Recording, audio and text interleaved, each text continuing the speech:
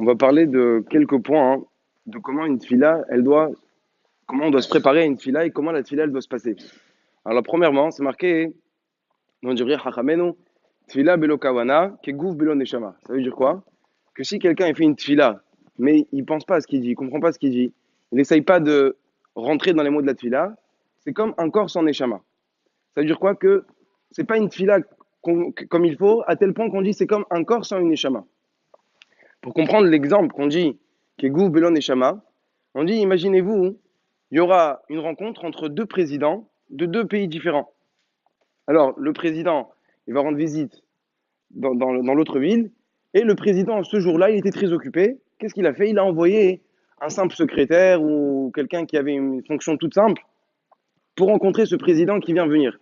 Imaginez-vous comment le président qui voulait rendre visite à l'autre président, de quelle manière il va recevoir ça, de quelle manière il va accepter ce zilzoul, ce manque de respect. Moi, je viens, il faut que tu m'envoies le meilleur de toi-même, pas quelqu'un qui est tout simple.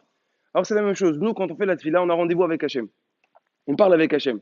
La première phrase qu'on dit à la tfila, Hachem, Sefata et Tiftar, Fegit et la Terra, de comprendre qu'on est en train de parler avec Hachem.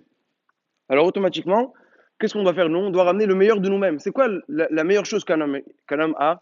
C'est un neshama. Parce que son corps, c'est beaucoup plus bas que la neshama. Donc, la personne, comment elle doit faire? Elle doit chercher à être mechaven, à comprendre ce qu'elle dit et à se concentrer dans tout ce qu'elle va dire. Pour comprendre à combien une fila avec Kavana elle est importante, c'est marqué que le Kohen Gadol, il rentrait une fois par an dans le Kodesh HaKodashim, c'était le jour de Yom Kippour. Et qu'est-ce qu'il disait là-bas? On dit dans la tfila de Moussaf, de Yom Kippour, que le Kohen Gadol, il faisait une tfila ksara, une tfila très courte. Et dedans, il disait que cette année, si Chas Shalom, elle était une année sec, où il n'y a pas de kshamim, qu'elle soit remplie de kshamim. Et il continue, et il dit, Hachem, s'il te plaît, n'écoute pas la tfila de ceux qui sont dans le chemin, quand ils vont prier, les Ainen Ageshem Bilvat, quand ils vont prier pour que la pluie ne va pas tomber, Beshara, Ashaolam Sechimlo, pendant que le monde a besoin de kshamim. Ça veut dire quoi? Le Kohen Gadol, il devance la tfila de quelqu'un, imaginez-vous, qui est dans le chemin, et le Geshem, ça va le déranger. Surtout, imaginez-vous qu'il a dû manger avec lui, donc son manger, il va s'abîmer, il va se détériorer.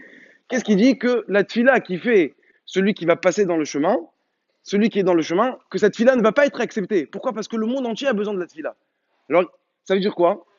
Comme si que si le Kohen Gadol, il prie pas pour ça, comme si que ce monsieur-là qui est en train de marcher dans le chemin, c'est possible que cette fille-là, elle va être acceptée, alors que le monde entier a besoin de Geshem. Pourquoi? Parce que comme ce monsieur-là, il est dans une détresse, il prie Bekawana, alors cette fille-là, elle pourrait être acceptée même si le monde entier il a besoin de Geshem.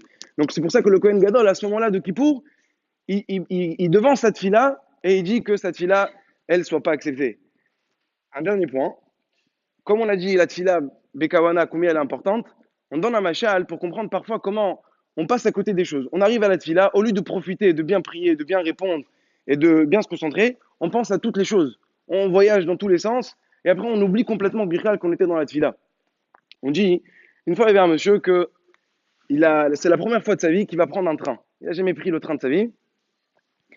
Alors il va devant le guichet pour acheter le billet et comme il s'est bien préparé pour prendre le train, parce qu'il pensait que c'était un kavod pour la première fois, il a dit, voilà, je vais mettre un beau costume, une belle cravate, et il est parti pour acheter son billet de train. Alors le vendeur, il le voit comme ça, il dit, j'imagine que c'est quelqu'un d'important, c'est pas la peine de lui manquer de respect, de lui dire, est-ce que tu veux le prix première classe ou deuxième classe? C'est sûr, c'est première classe, c'est pas la peine de poser la question. Directement, il lui donne son billet première classe. Quand le train il arrive, il va monter, il voit que tous ses amis ils ont une couleur jaune dans leur ticket, lui il a une couleur verte. J'ai l'impression que le vendeur il s'est trompé ou bien il a essayé de me donner un billet qui est déjà utilisé. Bon, il a dit je vais rentrer avec tout le monde, on va voir comment ça va se passer. Qu'est-ce qu'il fait? Il rentre dans le train et il se met en dessous une chaise, en dessous les chaises du train. Et il dit comme ça, si le contrôleur il arrive, il va pas me voir. Mais il a vu qu'il y avait plein de personnes qui ont pensé à la même chose, plein de personnes aussi, ils se sont mis en dessous les chaises. Quand le contrôleur il arrive, alors il connaît déjà cette tactique, il leur dit aux gens, allez, sortez, sortez, celui qui doit avoir une amende, quand ça arrive son tour, il lui dit, dis-moi peut-être, toi, t'as ton ticket. Il lui dit la vérité, je sais pas si j'ai mon ticket, il lui sort ce qu'il a dans sa poche, et il lui dit, regardez, la vérité, moi j'ai pas fait exprès, si j'ai... Il regarde ça, le contrôleur, Je dis, mais qu'est-ce que tu fais? Pourquoi tu es comme ça, plié en quatre, en dessous dans un siège? Toi, tu sais qu'est-ce que tu as? Tu dois être au premier rang, en première classe.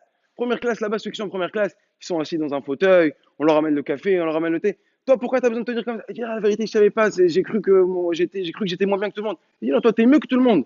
Ça, c'est le machal. Le nimshal, c'est que parfois, nous, on arrive à la tfila, on ne comprend pas la chance qu'on a de pouvoir faire une tfila. On parle avec Akadosh Baruch Hu.